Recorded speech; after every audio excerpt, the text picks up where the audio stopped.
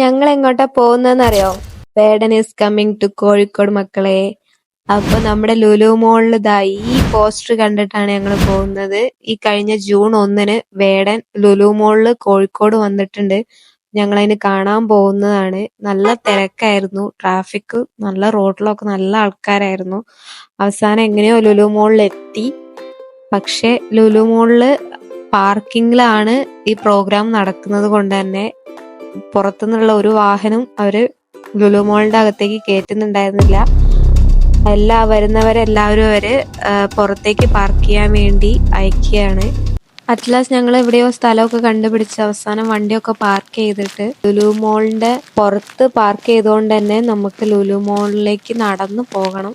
അപ്പൊ ഞങ്ങള് രണ്ടുപേരും കൂടി നടന്ന് ലുലു മോളിലേക്ക് പോവാണ്. ഗേറ്റ് 5ഉം 6ലൊക്കെയാണ് പ്രോഗ്രാം നടക്കുന്നത്.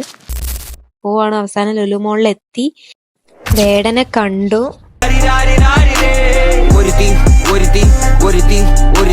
പള്ളിക്കാട്ടിലും മുള്ളു ചെടി പോലൊരുത്തി